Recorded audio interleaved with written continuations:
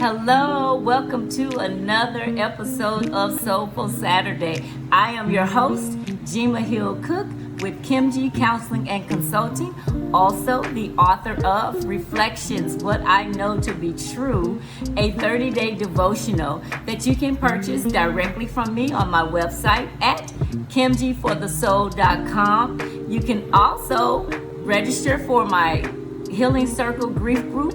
At the top of that page, it says Healing Circle. You can register there. And thank you for those that did register for the last one and forgot about it or something else came up. That's okay. I will be having another Healing Circle on Saturday, September the 19th at the exact same time from 11 a.m. to 12:30 at the Epiphany Art Gallery in downtown Garland. Thank you so much for your support and for continuing to be with me on these Soulful Saturdays. I do not take it lightly because I know you could be doing anything else, but you're taking just a little bit of time to be with me. So I want to say thank you for that. I also want to remind you to please follow me, like, share, subscribe to my YouTube channel, Kimji for the Soul. Like me on all things social, Kimji for the Soul. Email me your questions, concerns, or comments or topics you want me to take a look at Jema, Jema, at kimjiforthesoul.com. So once again, thank you so much for being here as we continue in this wonderful month of August, which on this Soulful Saturday is my birthday. Woo-hoo-hoo to me as I celebrate another trip around the sun. I am so thankful and I'm so grateful just to be here one more time. All right, so we're going to continue our discussion on grief and what it is and what it's not. Last week, we talked a little bit about the 5 stages. We covered 2 of them. We covered denial and we covered anger. So what I want to do today is just continue on with that and go over the other 3 stages. Remember what we know about grief, that it is not linear, but it is circular. Chances are you're grieving more than one thing at a time. Chances are that your grief is compounded. So you might be having, today you're dealing with this and then something else happens and something else happens. And so a lot of times our reactions and our responses is based on some grief that's unresolved, that we haven't even been given permission to grieve, whether that's a loss of innocence, whether that's a loss of access, because remember, grief is not just about loss of life, but it's just about loss, right? And we've experienced so many different losses, whether that's the loss of our job, whether that's the loss of a friendship, someone moved away, whether it's loss of access, and as I stated, loss of innocence. So I want you to be able to give yourself permission to identify it and then recognize, maybe that's what I've been dealing with, or maybe that's why that's happening, because I haven't really taken the time to grieve, okay? So remember that we said there's no timeline to grief and that we all grieve differently and that there's no right or wrong way to do it. So you don't have to grieve like anybody else grieves. And remember that there's mourning and then there's grieving. And mourning is the thing that people see.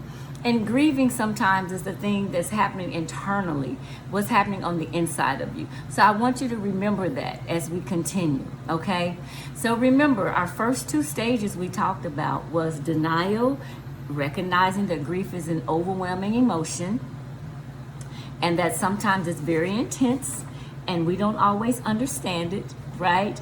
And that sometimes in that denial stage, we recognize that this cannot be happening to me, that the results are wrong. If I got a diagnosis about something, I might say the results are wrong. Someone leaves or someone breaks up with me, I'm like, they'll call me tomorrow because that's what I'm going to do, right, if I'm in denial. And then we talked about anger. And what we know about anger is that it's a masking emotion. Most of the times what's underneath anger is usually frustration, sadness, disappointment, just a whole host of things. But anger is the one that we will embrace, because when we're mad and angry and stuff, people don't really want to fool with us, and we really don't want to tell them what's going on with us anyway, because we don't want to be that vulnerable. So let me be mad and angry. But in my grief, I might be mad that you're gone. I have some resentment that you're no longer here with me. And so I'm expressing some anger. And what does that look like? If you're dealing with a terminal illness on a spiritual level, you may question God. Why did you do this to me? Me? This is how you treat me, right? So we can be angry about that. And the person that leaves, why did you leave me? The job that lets you go after you've given them your all and then some. Y'all let me go? So we have those sorts of reactions when we're talking about anger in our grief. The other stage is bargaining. Bargaining is that stage where you feel real vulnerable and you sometimes feel helpless, and you really think that, how can I say this? That you had some control over what was happening. And so you think that if you had done something different, then the ending wouldn't have been how it was. So for a breakup, you'll say, if I had just spent more time with the person, they wouldn't have left me. They wouldn't have treated me like they did. For your job, you say, if I had just worked more or not had to call in when I was sick, then they wouldn't have fired me. If I had just called her that night, she wouldn't have passed. So we bargained, thinking that it was something that we could have done to have changed the outcome. And even with a diagnosis, and in some cases this might be true, that if I had gotten the diagnosis sooner, things may not be as bad. And that in some cases is true, but it doesn't mean the diagnosis wouldn't have happened. You just would have had a little bit more time to deal with it and manage it, okay? So that's bargaining. Depression is stage 4. And so depression is that silent one, whereas anger is an outward thing. Depression is more inner. It's a quiet stage of grief. And so a lot of times we may have a whole bunch of emotions running through and we don't really even know how to deal with them. And so what we know about depression just in general is not something you can easily define. It doesn't just, it shows up in so many different ways. And so sometimes the loss is just inevitable and we feel stuck. Like, I can't go on. Is my life even worth it? Right? We have all those type of feelings. If the breakup happens, the divorce happens, it's what, why do I go on? The job loss happens, how do I move forward? Because the job was my life, right?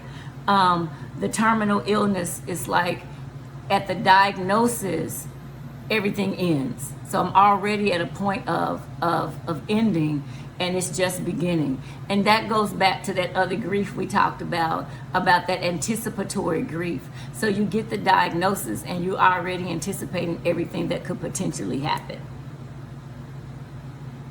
And then you have acceptance. And acceptance is not necessarily about it being happy or you being, oh yeah, I'm going through this.